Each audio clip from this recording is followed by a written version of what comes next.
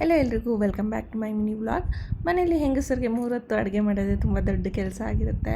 ಆದರೆ ಅದಕ್ಕಿಂತ ತುಂಬ ದೊಡ್ಡ ಕೆಲಸ ಅಂತಂದರೆ ಅಡುಗೆ ಎಲ್ಲ ಮುಗಿಸಿ ಕಿಚನ್ ಕ್ಲೀನ್ ಮಾಡೋದಿದೆಯಲ್ಲ ಅದೇ. ಸಪೋಸ್ ಏನಾದರೂ ಕಿಚನ್ ಕ್ಲೀನ್ ಮಾಡಿಲ್ಲ ಅಂತ ಅಂದರೆ ಪೆಸ್ಟ್ ತುಂಬಾ ಜಾಸ್ತಿ ಆಗಿರುತ್ತೆ.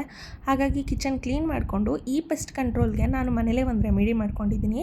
ಈ ಲಿಕ್ವಿಡ್ನ ತುಂಬ ಈಸಿಯಾಗಿ ನಾವು ಮನೇಲೇ ಪ್ರಿಪೇರ್ ಮಾಡ್ಕೊಬೋದು. ಮನೆಯಲ್ಲಿರೋ ಐಟಮ್ಸ್ನ ಬಳಸಿ ನಾನು ಇದನ್ನು ಮಾಡ್ಕೊಂಡಿದ್ದೀನಿ.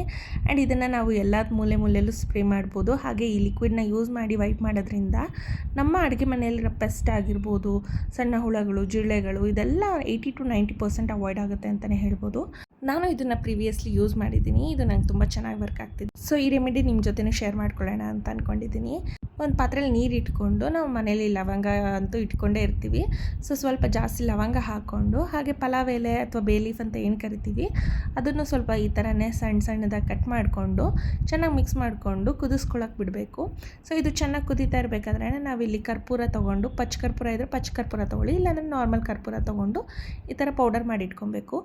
ಇನ್ನು ಅಲ್ಲಿ ಕುದೀತಾ ಇರೋ ನೀರು ಬಂದು ಈ ಥರ ಕಲರ್ ಬಿಟ್ಕೋಬೇಕು. ಅಂದರೆ ಕಲರ್ ಚೇಂಜ್ ಆದಾಗ ನಮಗೆ ರೆಡಿಯಾಗಿದೆ ಅಂತ ಅರ್ಥ ಆಗುತ್ತೆ. ಸೊ ಇದನ್ನೆಲ್ಲ ನೀಟಾಗಿ ಸೋದಿಸ್ಕೊಂಡು ಇದಕ್ಕೆ ಕರ್ಪೂರದ ಪುಡಿನ ಮಿಕ್ಸ್ ಮಾಡಿಕೊಂಡು, ಬೇಕಿಂಗ್ ಸೋಡಾ, ಅಡುಗೆ ಸೋಡಾ ಏನಿರುತ್ತೆ ಅದನ್ನು ಒಂದು ಸ್ವಲ್ಪ ಸ್ಪ್ರಿಂಕಲ್ ಮಾಡಿಕೊಂಡು ಇದನ್ನು ತಣ್ಣಗಾಗೋದಕ್ಕೆ ಇಟ್ಕೊತೀನಿ. ಇದು ಕಂಪ್ಲೀಟ್ಲಿ ಕೂಲ್ ಆದಮೇಲೆ ಒಂದು ಸ್ಪ್ರೇ ಬಾಟಲ್ಗೆ ಇದನ್ನೆಲ್ಲ ಫಿಲ್ಟರ್ ಮಾಡಿಕೊಂಡು ನೀಟಾಗಿ ಸ್ಪ್ರೇ ಬಾಟ್ಲಲ್ಲಿ ಹಾಕ್ಕೊಂಡಿರ್ತೀನಿ.